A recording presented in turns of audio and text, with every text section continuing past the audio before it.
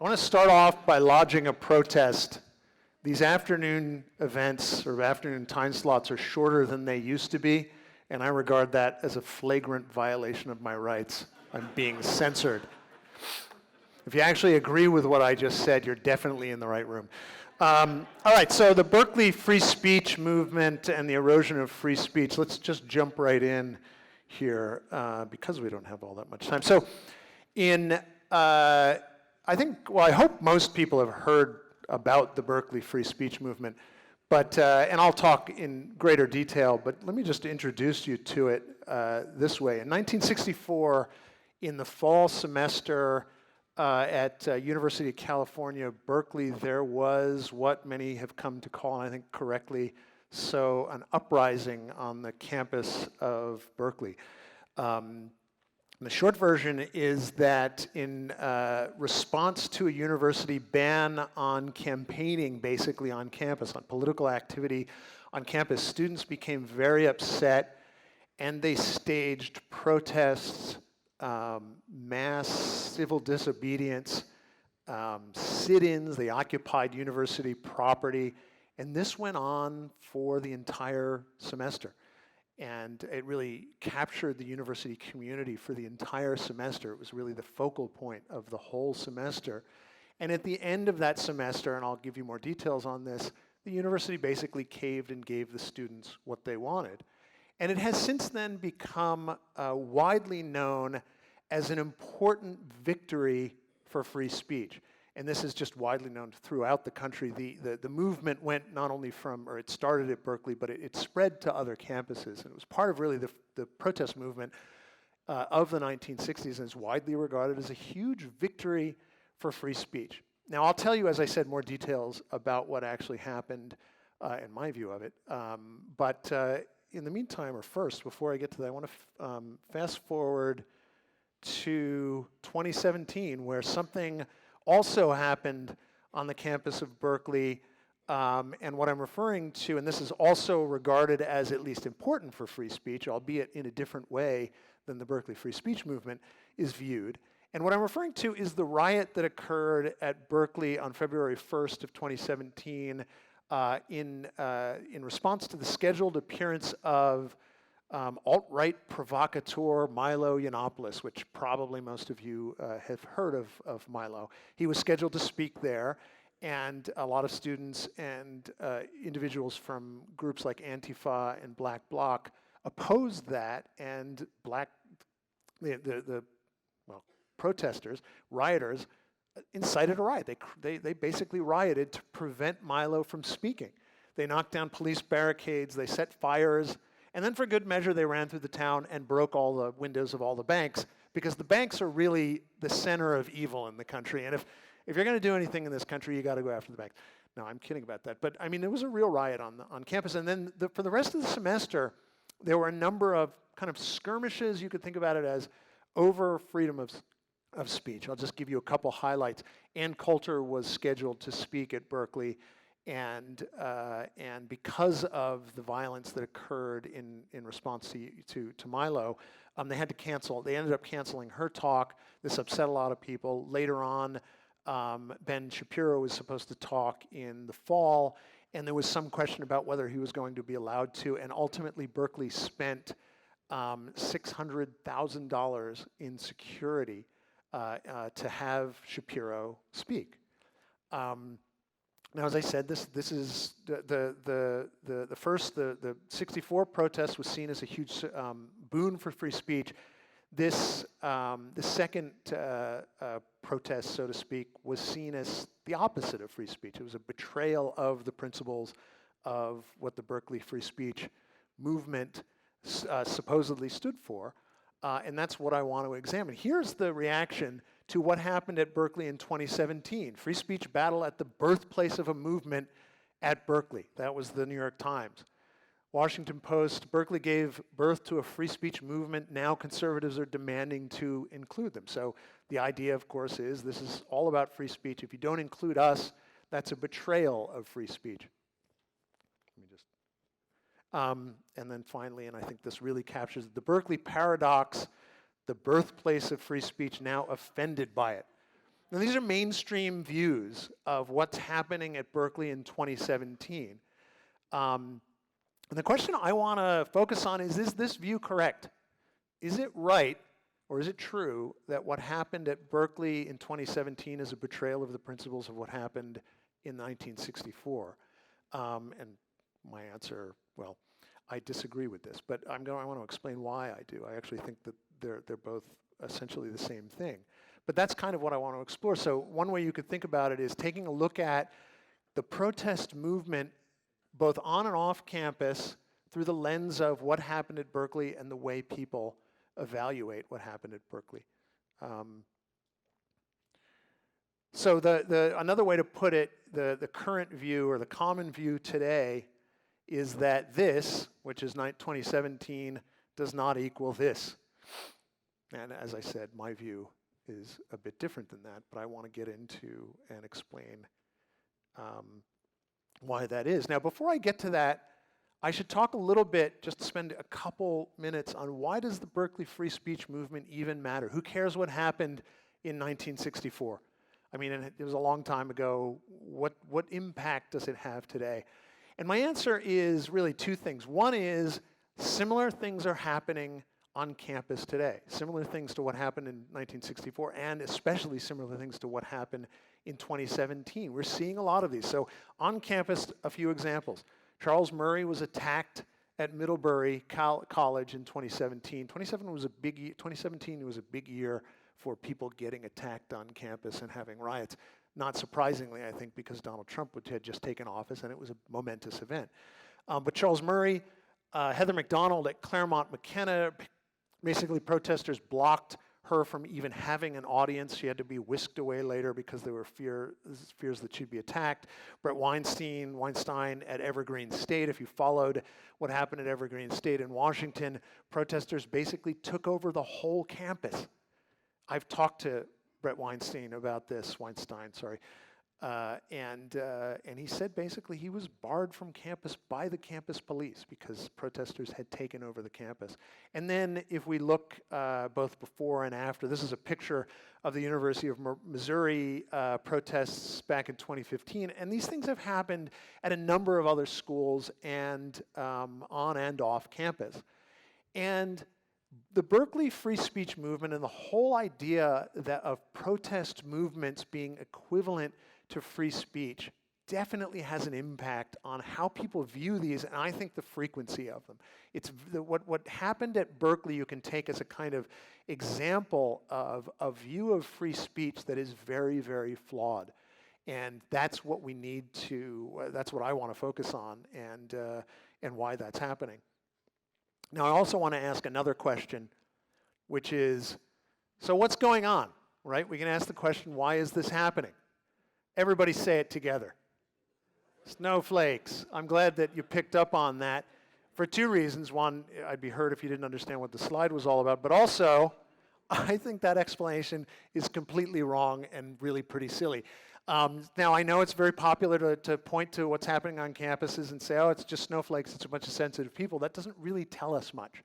Now, there is something to the idea, I think, that college students are a little bit more sensitive, but it's not much of an explanation. If you talk to people who actually teach on campus or go to college, you'll get very mixed reviews of this. This idea that it's just about college snowflakes is far too facile. It doesn't tell us anything.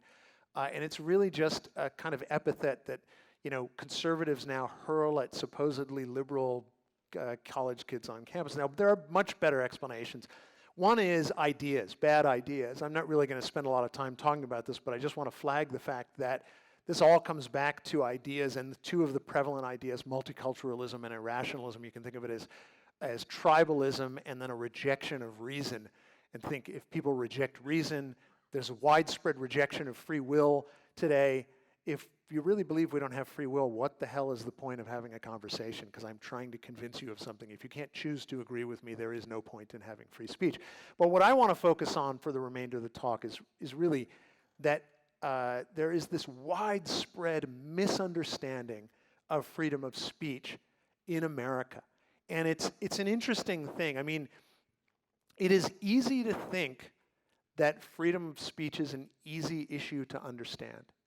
It is not really an easy issue to understand. It's easy to think that most people either support free speech or understand the nature of the right to free speech, what it includes and what it covers and what it does not cover, but there is widespread misunderstanding about this. Let me point out to you or promote, Ayn Rand wrote an essay on the Berkeley Free Speech movement called The Cashing In the Student Rebellion. And it's so I'll say this a few more times during my talk. Definitely read that essay. But she talks about so much in that essay, and it's so rich in detail and analysis of this event, and really talks a whole lot about what is going wrong with our conception of free speech. And it's amazing to know that back then people didn't understand the issues she was talking about. Even today, many people don't really understand what's going on with this issue. So we absolutely need to understand free speech in order to preserve it. So that's a large part of the reason that I'm doing this. So, and another way to put it is, if you look at the protests today, this is two pictures of basically another riot that happened in Berkeley after the Milo riot, but there are many others. Charlottesville is a great example. One simple way to think about why this matters is if this is what people look at, if this is what people think free speech looks like, and I'll give you some other pictures that look even worse than this. If they really think of Charlottesville, clashing gangs, and death as that's what free speech requires, I say they will reject free speech. I'm a big fan of free speech, and I would probably even reject free speech if that's really what it meant, but it's not what it means. So the basic points I want to cover, I want to give you a little bit of background on what happened at Berkeley in '64. It's worth knowing that there are lessons to be learned about what happened there, but it's also just good because this is constantly brought up as an important victory for free speech, just to know the facts of it. Second, I want to talk about what the meaning of the movement and then the broader protest movement is, and what are the implications of it, and what's wrong with it, and then ultimately, what are the bad ideas that come out of that, and how do we combat them? What's the correct way of thinking about this? So let's start talking about Berkeley. I just want to give you some details. I'm not going to give you all of the nuts and bolts of everything that happened there. I just want to give you the basic outline, and then I'll compare it to some things that are happening today. So this is a picture of a guy by the name of Mario Savio standing on top of a police car on October 1st, 1964, addressing a group of students that they're surrounding the police car because the police arrested a protester there.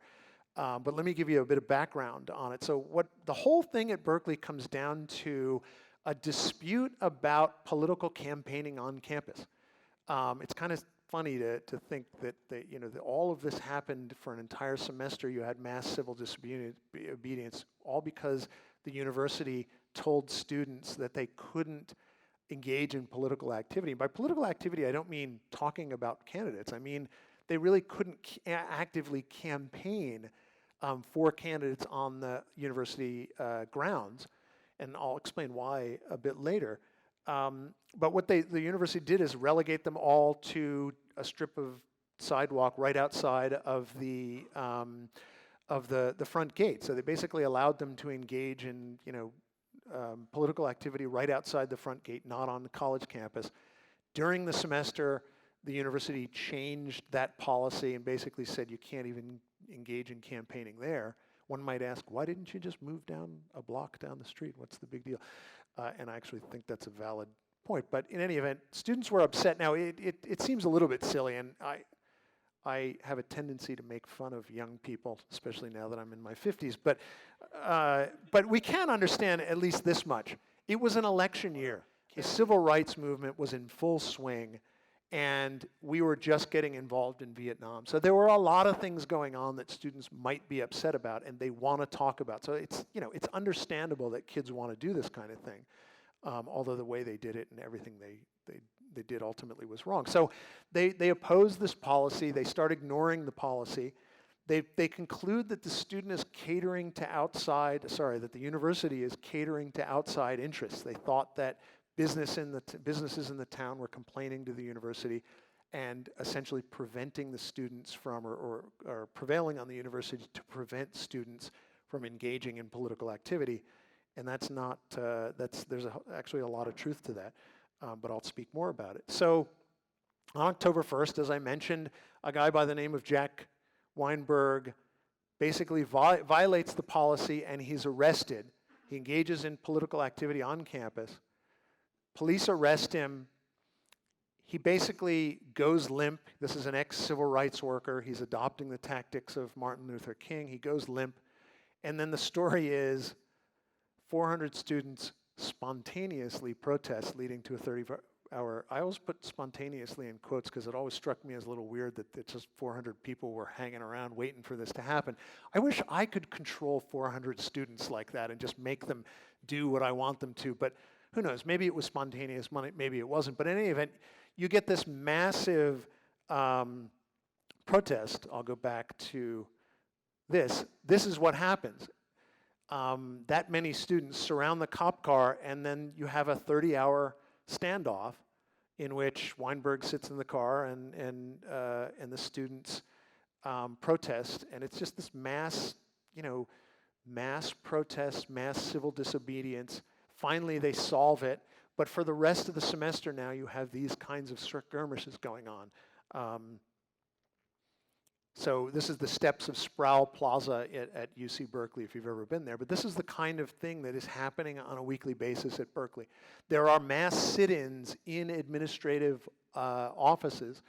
The largest number of students ever, I think, arrested on campus are arrested. 800 students are arrested and actually prosecuted during this. And this continues for the entire semester.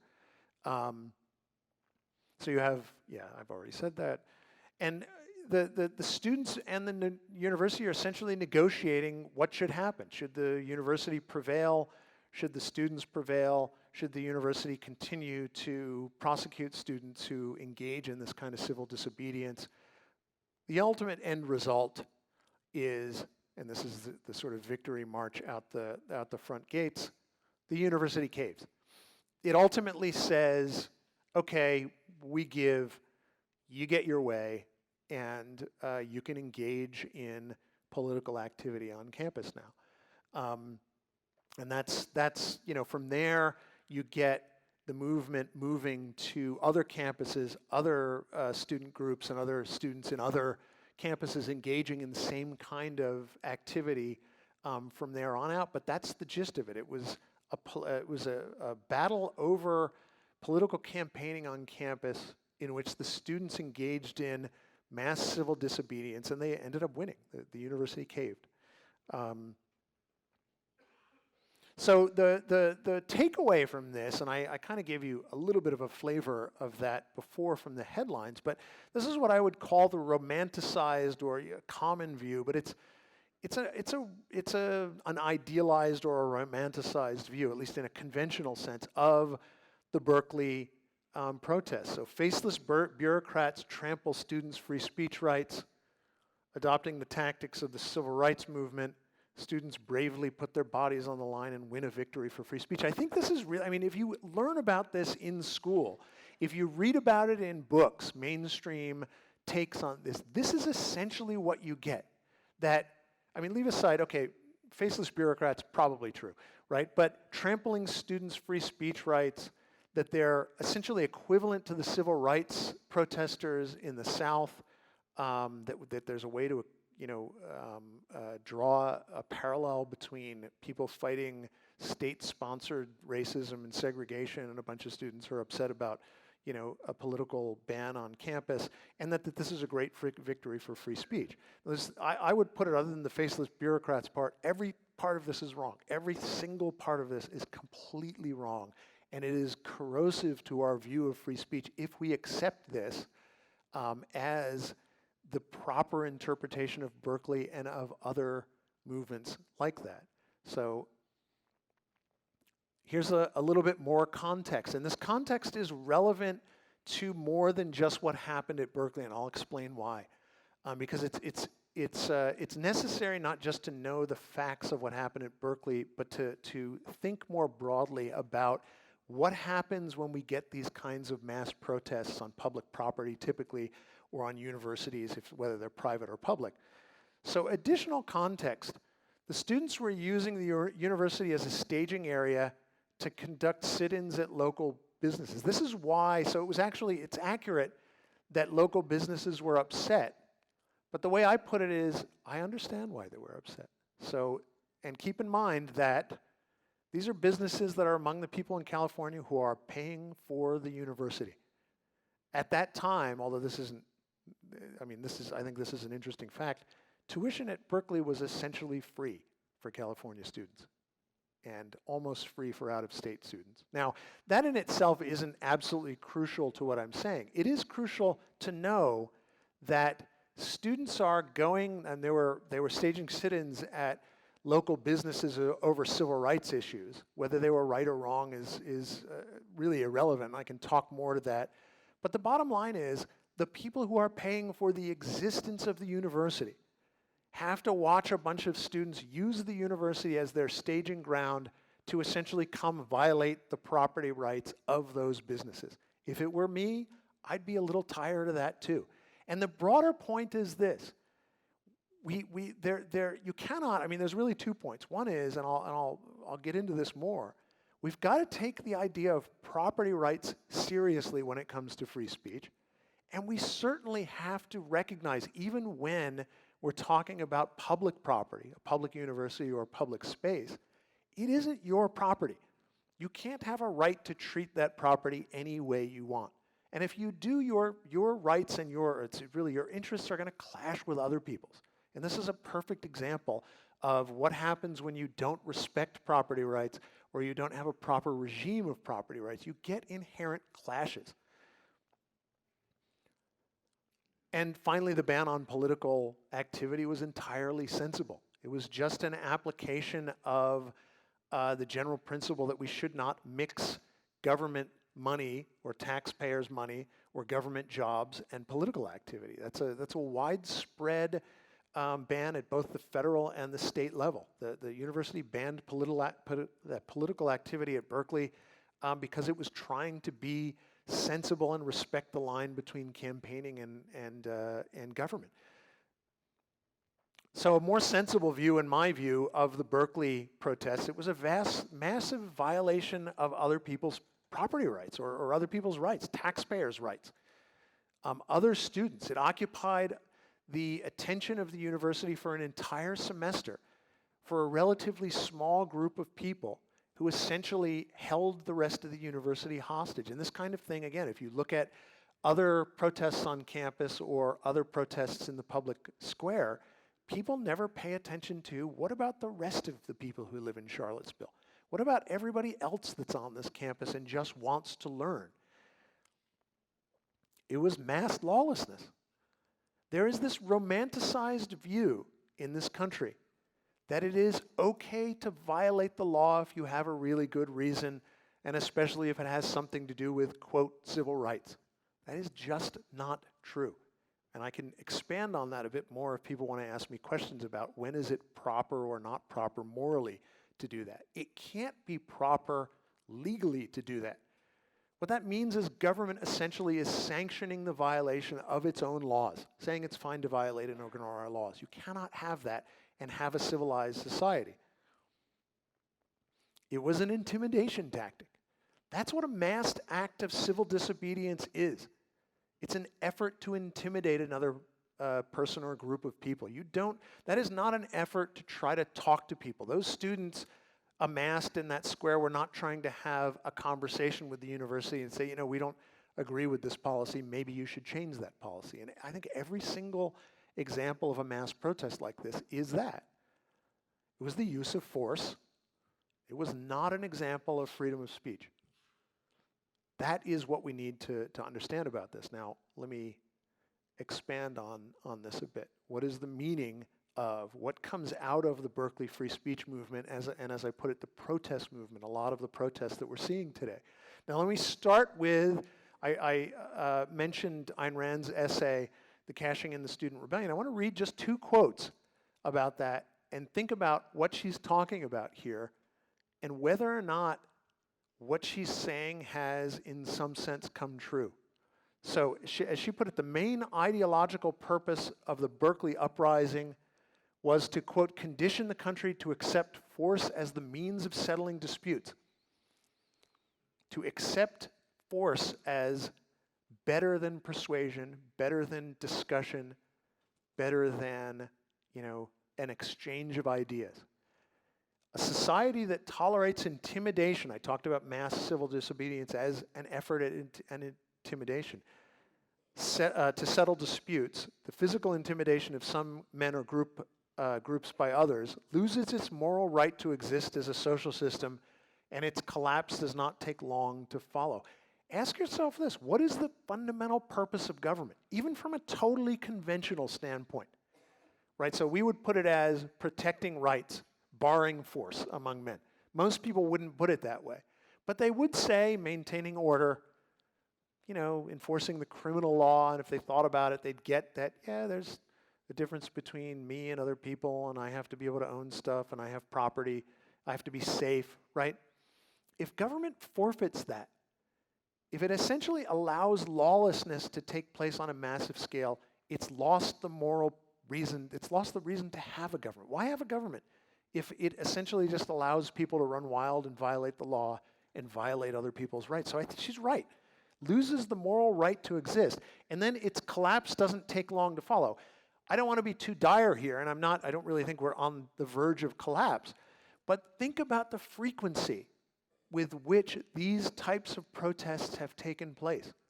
And I'll show you a few in a minute. And how often this happens, and not just how often it happens, it's actually been a while that we've had students blocking speakers on campus and mass protests.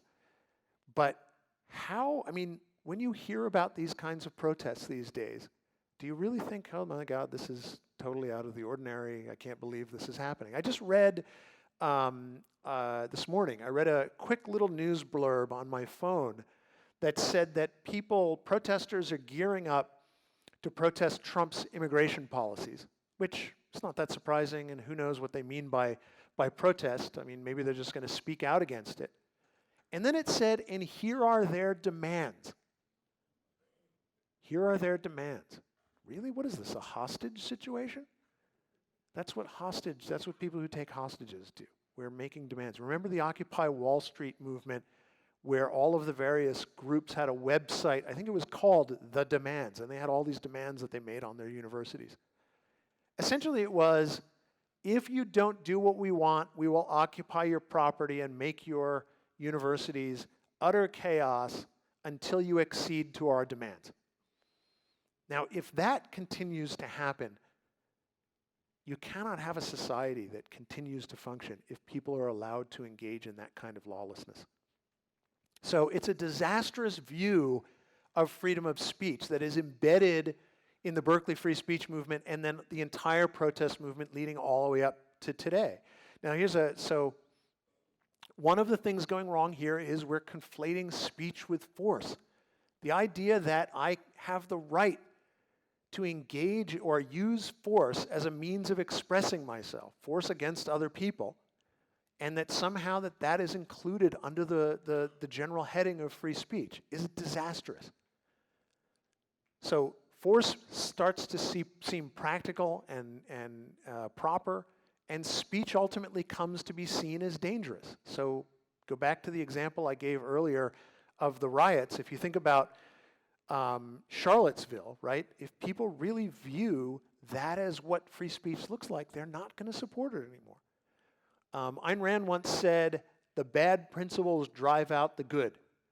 It's also captured in what's known as Gresham's Law, which is about how inflated currency drives out real money because people end up logically hoarding the real money and only using the crappy, funny money.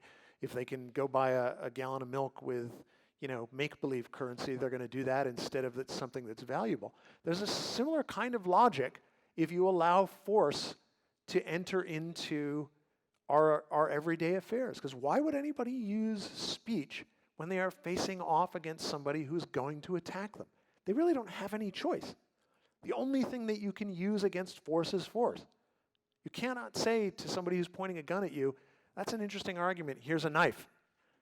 I have because not least because if you're doing that, you're bringing a knife to a gunfight and you always lose. But the point is that it just doesn't work. I mean, once somebody is willing to use force, you have no choice but to use force against them. And it legitimizes the use of force. If we come to see Charlottesville or the various protests as proper, we are legitimizing the use of force against people, which is a deadly circumstance. And then implicit in what I just said, I think, or at least an additional point, there's the idea that speech as a right trumps every other right, or at the very least, trumps property rights.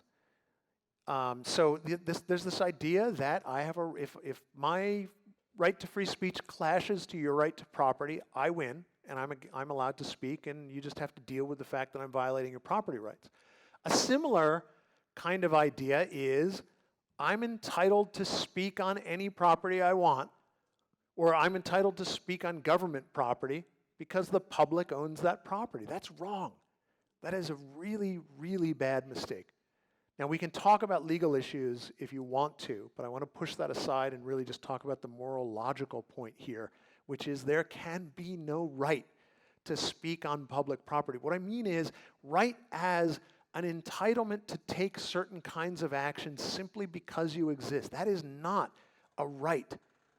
There might be some sort of a legal entitlement with conditions. It's conceivable, and certainly that's one of the ways that the Supreme Court looks at it. But there can't be a right. If you have a right to use public property, everybody has a right to use public property, and what do? You get Charlottesville. You get inherent clashes. You have a right to use your property. You don't have a right to use anybody else's property except unless they give you consent. And think about what that does to the right to defend your own rights. So look at the sign. Protesting is not rioting. Yeah, kind of. I mean, it depends on what you mean by protesting. And yeah, there's a difference between protesting and rioting. But fundamentally, if we're thinking of protesting as marching on public streets, mass civil disobedience, then they might as well be the same thing. They are species of the same thing. And this is kind of embracing an idea that started at Berkeley, which is to draw a distinction between force, which is fine, and violence, which is bad. So here's an example of the consequences that come out of Berkeley for, I mentioned a couple of the examples. This is Occupy Wall Street on the left, the tent city, and then this is Charlottesville on the right. This is normalizing this kind of thing. If anybody remembers the Occupy Wall Street, this is a private park, although ultimately I don't think it's fundamentally a distinction to say whether it's a private park or a public park, because those guys had absolutely no right to set up their really nice tents in that park, which, as an aside, remember that they were against corporations, banks, and the finance system. I always wanted to say, where'd you get the nice tents from exactly? Where'd they come from? Did you make them yourself? Was it Geppetto and his little... Anyway, so these are two examples of the consequences. Here's another consequence. Now, I think this is worth taking a look at this picture for a moment. This is Charlottesville, and notice something. I mean, this was part of the whole Charlottesville protest. This is police in riot gear, and those are the white supremacist, white nationalist protesters, and they are clashing with police. Notice that the one guy, the short guy in the background, has a shield with him. And if you remember, this was a, quote, protest, an example of free speech by a bunch of people who showed up with helmets and signs that they used baseball bats for the sticks, because apparently they just couldn't find any sticks anywhere. I mean, they were prepared for a riot, but there's something deeply, deeply wrong going on if this is seen as a normal exercise of the right to free speech. Police in riot gear clashing with all these guys who are pushing against them and trying to get to their opponents, who are the Antifa protesters, so that they could basically have a war with them. That's crazy. And no one people saw the outcome of that as bad. But did they see this fundamentally as crazy and as a logical outgrowth of what the Berkeley Free Speech Movement and a lot of the other protest movements amount to? I think the answer is no. And what happens if we allow this to happen? Does anybody remember who got blamed for Charlottesville? Nobody wanted to blame nobody wanted to blame the judge or our views of free speech or the ACLU, or at least the people who support, I mean, some people did. But who got blamed? It was the police that got blamed. They were like the last men standing. Oh, it must be the cops' fault. They didn't referee our gang war, the gang war between the white supremacists and Antifa well enough. They should have kept them separate. It's the cops' fault, which is outrageous. It's wrong. And so it's an example of blaming the victims. If you really take free speech to be the equivalent of doing this sort of thing or violating people's property rights, you are going to end up blaming people who prevent you from doing that, blaming people who create the controversies, even if they're in the right, even if they're correct. That's a horrible, horrible thing. So I think it's worth mentioning an ultimate consequence of this. We can't forget 3 people died at Charlottesville. The young woman who was run over by the car, and the 2 police officers who were killed in the helicopter when it crashed. People die when that is the view of free speech. If we condone this kind of mass civil disobedience and the use of force by one group and another, it's inevitable that this is going to happen. And then ask yourself, how long are people going to say, yeah, that's fine with me? I agree with that view of free speech. I say not very long. So one way to think about it, what is the meaning of Berkeley is mass, quote, civil disobedience in the 1960s ends up in mass uncivil disobedience in the 2000s. These are other examples of protests. You don't have to even think of it as the 2000s or 2017 as a consequence directly of what happened in 1964. The broader point is, if we accept this idea of quote, civil disobedience, mass lawbreaking, the violation or use of spaces that you have no right to use, mass intimidation, then what you get is ultimately uncivil disobedience. And the reason is that the first one wasn't really civil, quote, civil in the first place. All right, so what's the solution? This is obviously a picture of the First Amendment, or on a monument marking the First Amendment. But the solution is to understand freedom of speech. Freedom of speech is a right. It's not a trump card, and that's not a pun. That's the term I've used for a long time. It's not.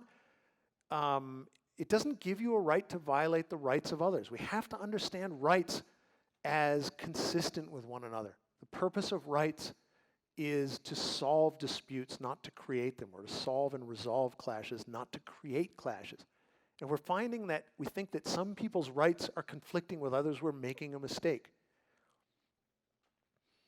Property rights are essential to free speech. You cannot have freedom of speech without respecting property rights. Property rights is one of the material means by which we exercise our free speech. It cannot be that your speech allows you to violate the property rights of others or to take over property that is not yours. You have no right to a forum, audience, or a microphone. So you have the right to speak using your own resources. Nobody owes you a forum, and that includes a public forum.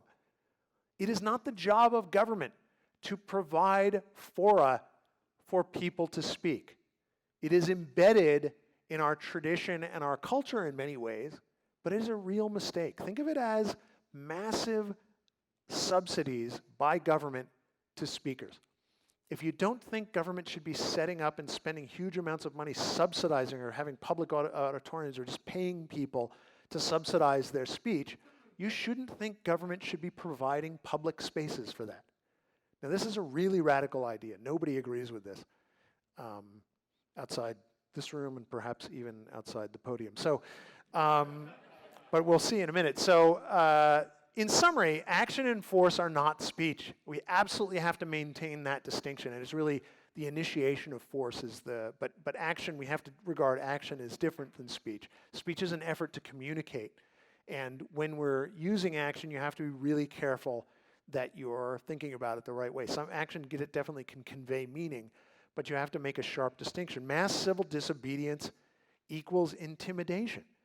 I mean, there is this culture in this country, or this idea that civil disobedience is a good thing, but if you really think about what that means, it is massive lawlessness.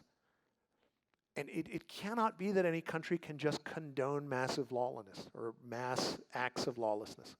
It really cannot function. Even if the laws are bad, what you do is you change, I mean, unless you have a dictatorship, in which case, rebellion.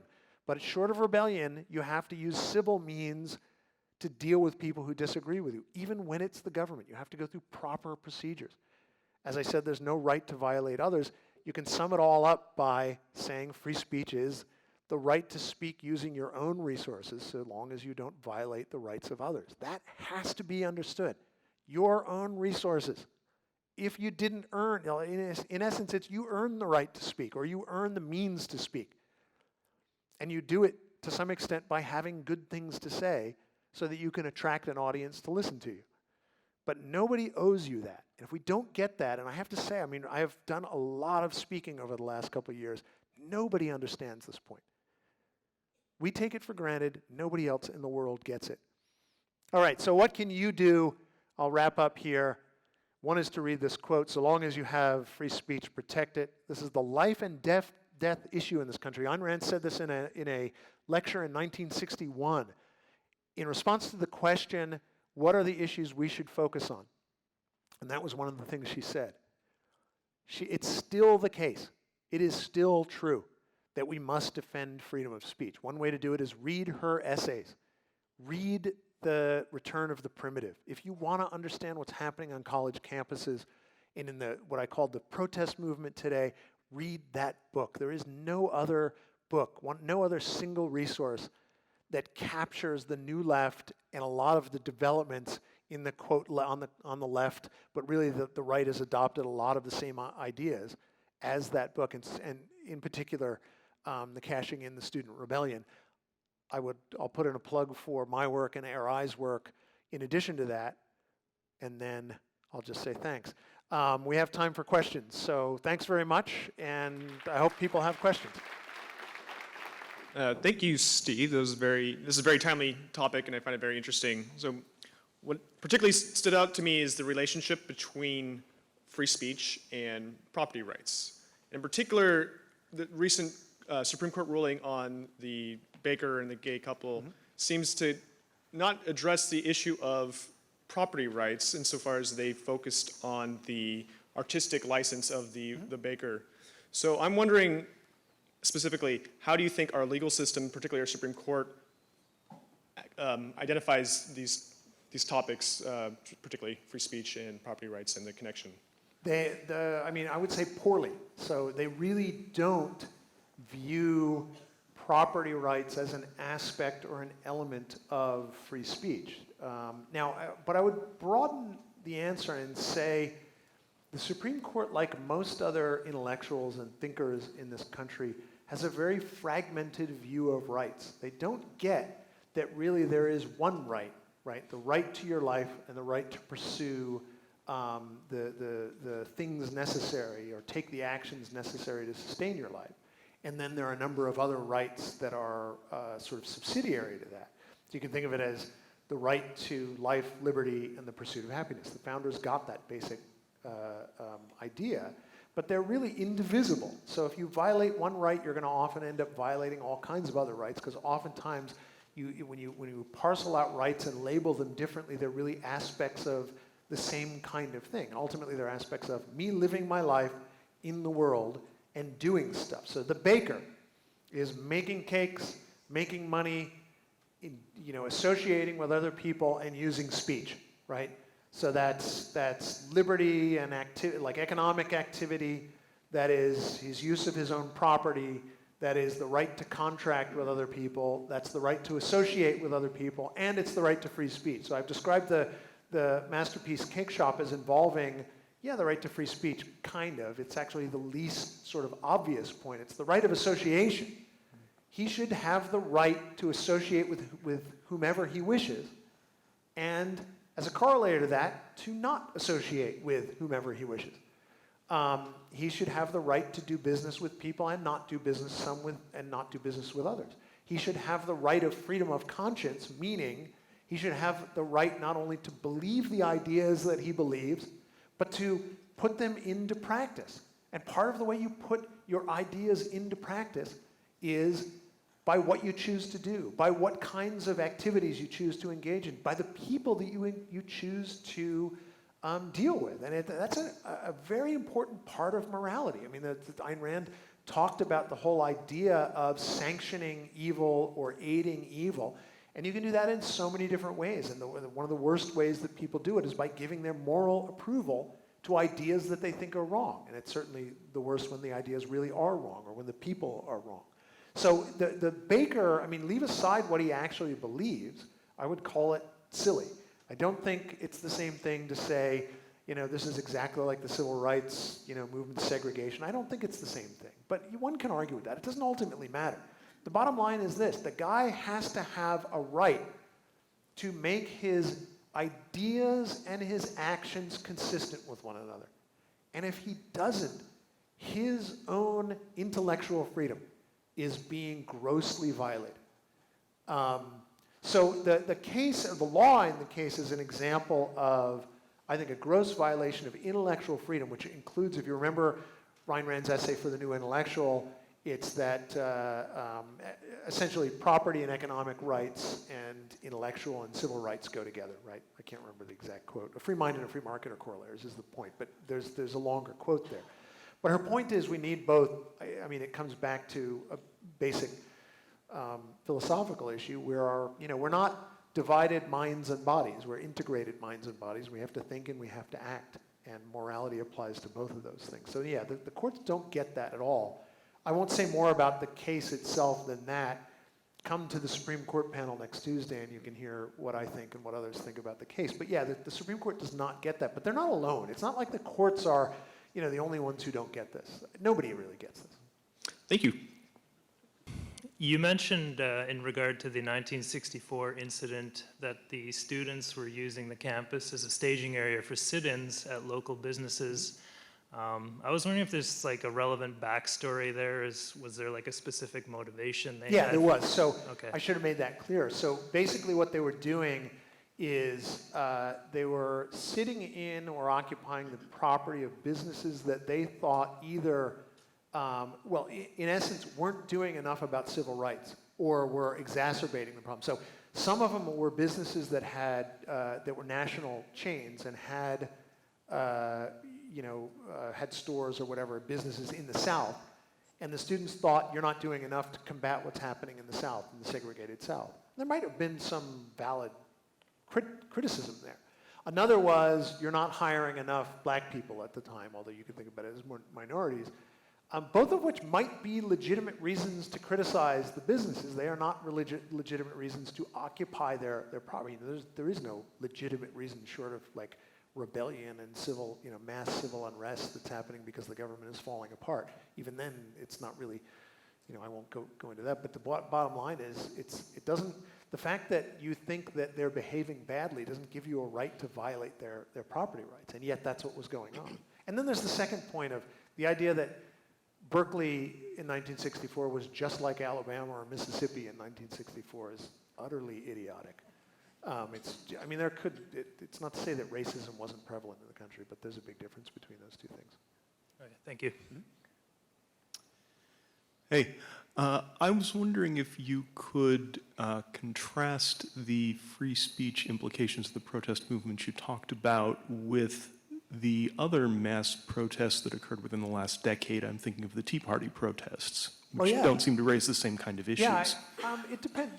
Let me think about this. So I don't think, to my knowledge, I don't think the Tea Party movement generally, quote, occupied other people's property. My sense of them was that they were fairly civilized. Oftentimes, now, and so there's two, let me just quickly talk about two things. One, there was a giant march in DC.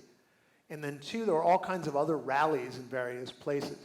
I didn't pay close enough attention to see whether they were, using property that was rented, although oftentimes I think they were. Or at the very least, they were getting permits, they weren't violating, the law, they were actually doing this in an orderly, sensible way. And I should say that there are all kinds of mechanisms now whereby one can have mass demonstrations, or whatever you want to call it, just a mass sort of get together, a rally, let's say, and you do it by, you apply to the government and they allow you to use the space.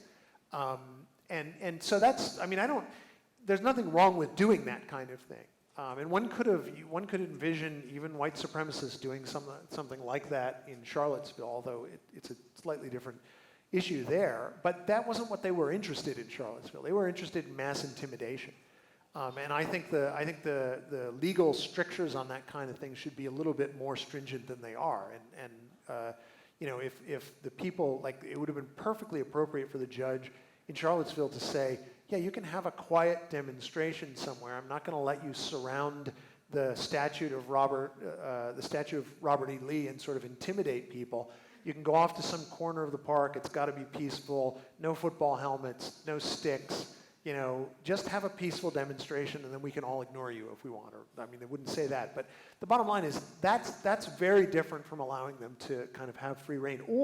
And what I'm ultimately getting at is, it's if we take Charlottesville as an appropriate exercise of free speech, that's really where the problem is. So my sense of the Tea Parties was they were much more civil. They respected people's property. I remember hearing reports that they, cleaned up after themselves, et cetera.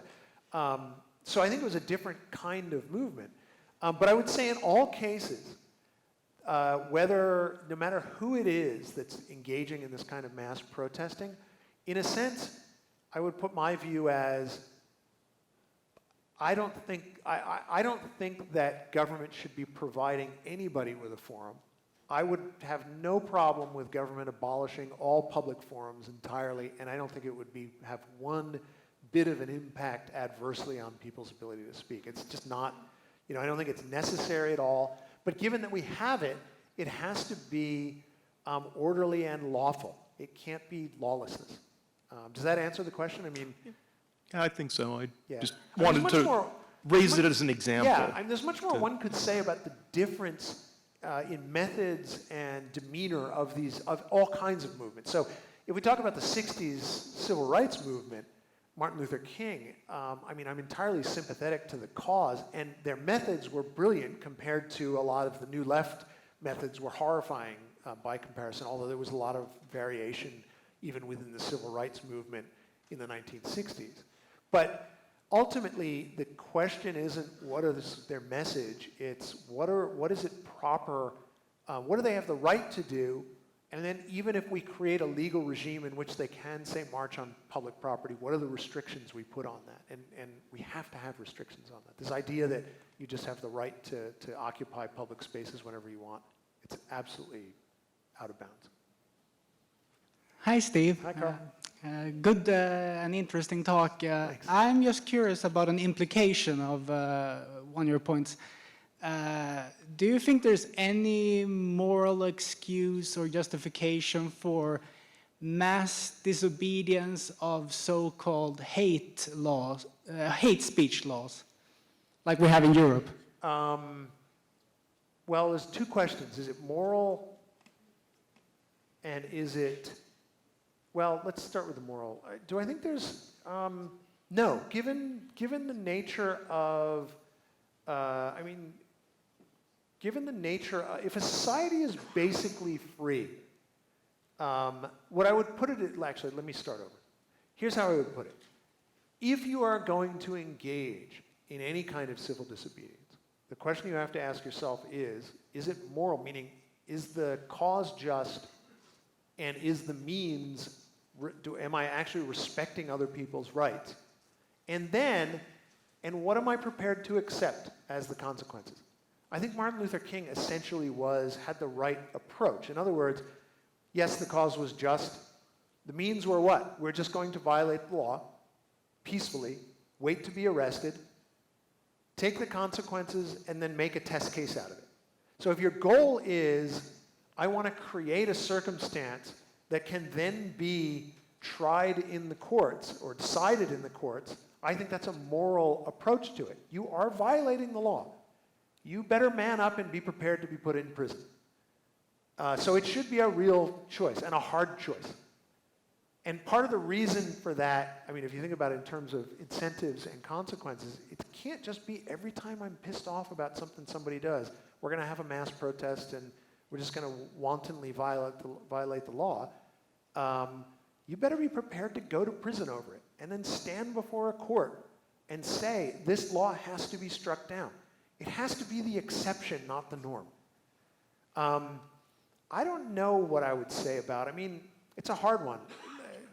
Trying to make a decision about whether to engage in that kind of thing. I mean, personally, what I would do is I'd violate the law and I'd go to court over it. But I don't know if I would do that in Europe because you'd probably lose. Here I would. But as a general matter, that shouldn't be the first place people's minds go. Let's violate the law and screw it, you know, and we'll force the government to bend to our will. That can't be the right approach to it.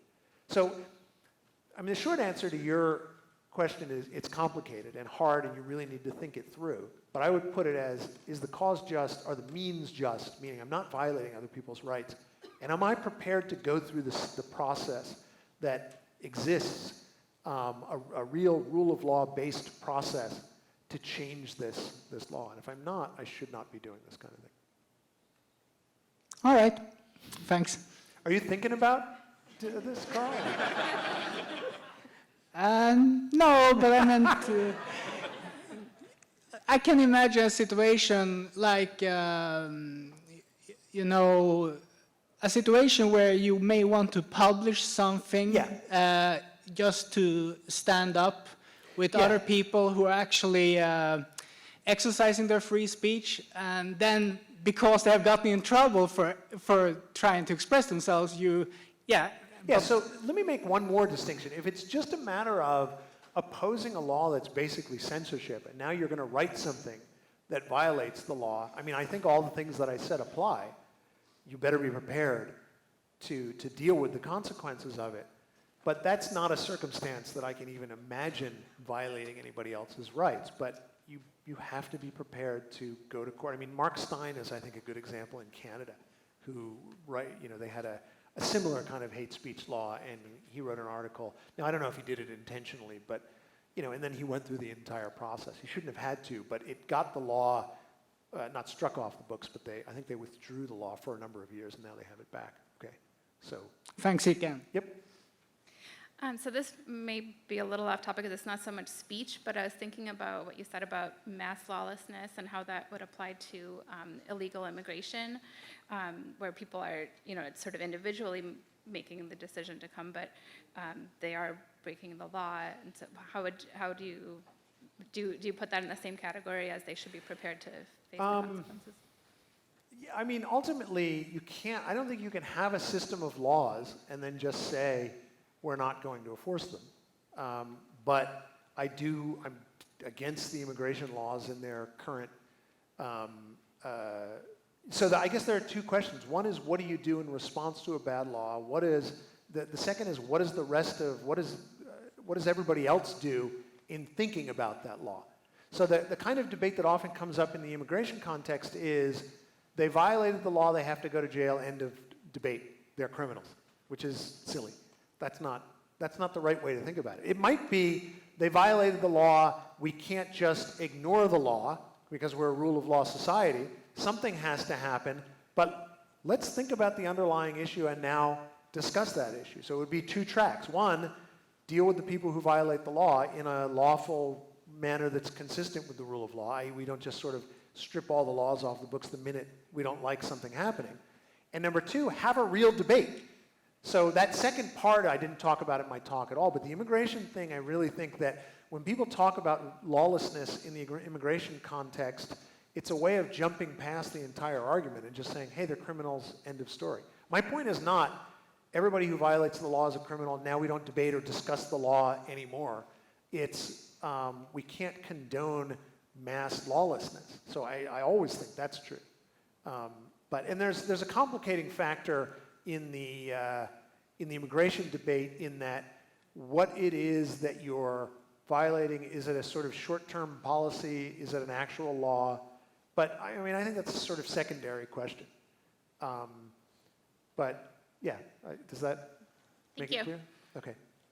I think that's all we have time for, so thanks a lot.